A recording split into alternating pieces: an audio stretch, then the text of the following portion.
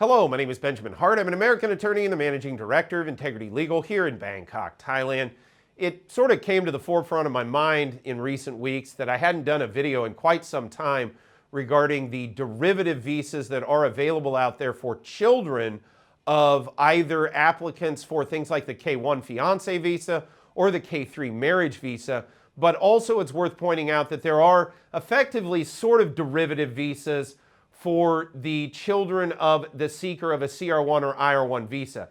Now, the title of this video says derivative visas. That's not strictly speaking true, because actually, if married prior to the 18th birthday of the child, if the couple is married that is seeking the immigration benefits, the child-parent relationship, or I should say stepchild-step-parent relationship between the child and the parent exists independently of the marriage itself. So it's important to point that out. These aren't strictly speaking derivative visas, notwithstanding the title of the video, but they are a visa for the stepchild of a U.S. citizen, or in some cases a lawful permanent resident.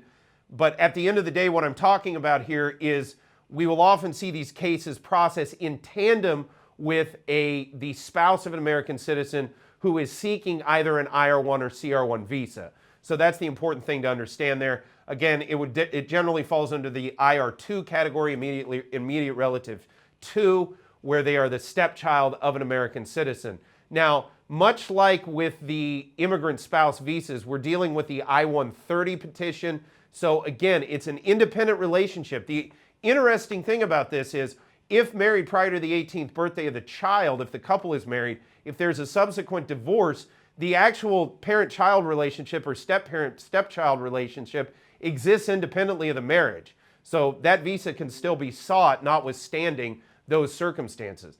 That being said, basically the thing to understand is they do file and operate independently. They're not technically derivatives, so they will be looked at independently. Sometimes they may even process in a different timeline than their parent, although we strive to keep these cases kind of in tandem and process them through at the same times. Sometimes the underlying facts in a given case cause the timelines to become wildly out of alignment.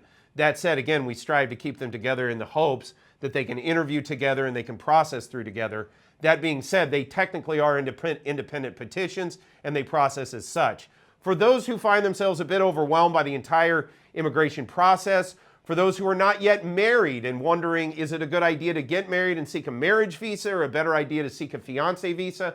The analysis and the conclusions on that are going to depend heavily on the underlying facts in a given case. It's probably not a bad idea to contact a legal professional, gain some insight and guidance into how best to proceed.